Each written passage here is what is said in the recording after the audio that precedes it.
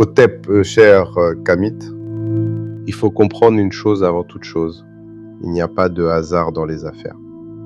Ce que les gens appellent chance, destin ou opportunité tombée du ciel est souvent le résultat d'un alignement invisible que peu de personnes prennent le temps de comprendre. Beaucoup démarrent un commerce avec un prêt bancaire, un business plan, une étude de marché, mais sans jamais se demander si le plan spirituel est aligné. Ensuite, ils s'étonnent de voir leur boutique fermée après 2 ans, dépassée par des concurrents parfois moins compétents ou offrant des services de moindre qualité. Les lois invisibles gouvernent aussi le monde matériel. L'économie n'est pas séparée de l'énergie. La matière répond à des rythmes, à des cycles, à des fréquences. Ceux qui ignorent cela avancent à l'aveugle. Je vais te raconter une histoire vraie. Je tairai la ville et le pays, car l'homme dont je parle est suffisamment connu dans sa région. Appelons-le Monsieur Josselin. Josselin n'avait rien d'extraordinaire en apparence. Un homme humble, calme, discret. Il ne faisait pas de bruit. Il ne cherchait pas à impressionner. En 2008, il décide d'ouvrir sa petite boutique, un mini-marché modeste. Rien de spectaculaire. Mais un détail change tout. La boutique est inaugurée le 8 août 2008. Et pas à n'importe quelle heure, à 8h08 précise. Beaucoup verront cela comme un simple choix esthétique. Mais ceux qui comprennent la numérologie savent que le nombre 8 est puissamment lié à la matière, au cycle financier, à l'abondance, à l'expansion. Le 8 représente le flux continu.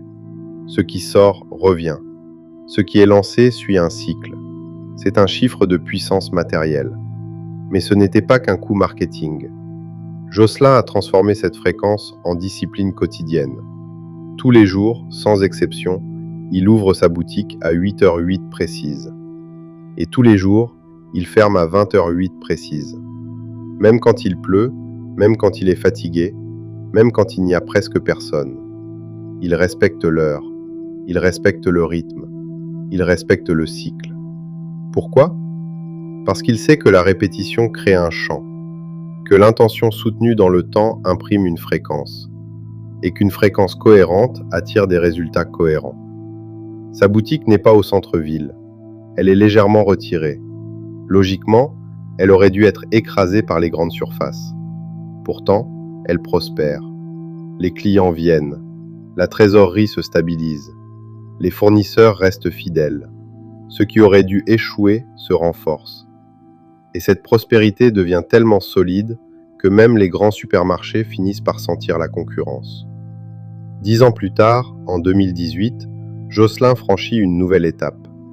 Il construit un mini-hôtel, 5 bâtiments. Il loue aussi d'autres espaces liés à des activités commerciales. Son expansion est constante, sans agitation excessive. Son rythme est stable. Puis, sa grande fille épouse un homme qui n'avait rien. Un homme sans capital, sans base solide au départ. En 2021, eux aussi lancent un mini-hôtel moderne d'environ 20 chambres en plein centre de la ville. Et contre toute attente, cela marche très bien. Succès rapide, occupation élevée, croissance régulière. Vu de l'extérieur, c'est une trajectoire parfaite. Stratégie solide, timing maîtrisé, expansion progressive. Mais des rumeurs circulent. On dit que Josselin fréquente une loge influente composée de membres de la haute société. Des personnes qui maîtrisent des connaissances mystiques avancées. Des gens qui comprennent les lois énergétiques profondes. Et je vais dire une chose qui peut déranger. La connaissance spirituelle, même mal orientée, peut faire prospérer. Elle peut amplifier les cycles financiers. Elle peut accélérer la croissance. Elle peut structurer la matière. Les lois invisibles fonctionnent, même quand le cœur humain n'est pas totalement purifié. Mais toute amplification exige un équilibre. Et c'est là que l'histoire révèle sa deuxième face. La deuxième fille de Josselin devient une escroc redoutable. À chaque escroquerie, elle vole des montants importants, jamais en dessous d'1 300 000 francs CFA. Ce n'est pas une erreur isolée, c'est une trajectoire, une répétition, une dérive. Elle est finalement interpellée par la police, les victimes se manifestent, les dossiers s'accumulent, Jocelyn doit payer des cautions énormes, il rembourse les sommes détournées et l'image familiale commence à se fissurer. Regarde bien ce qui se passe ici. Jocelyn maîtrise les cycles matériels, il comprend les nombres, il structure l'abondance. Mais dans la lignée, un déséquilibre moral apparaît, et cela nous enseigne une vérité profonde.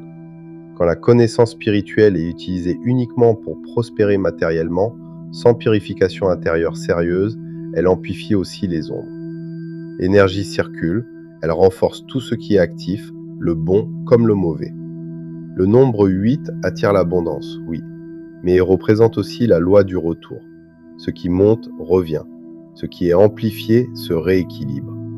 Tu peux réussir par une connaissance, mais si la conscience ne suit pas, le prix se manifestera quelque part. Pas forcément dans ton commerce, parfois dans tes enfants, parfois dans ta réputation, parfois dans ta paix intérieure.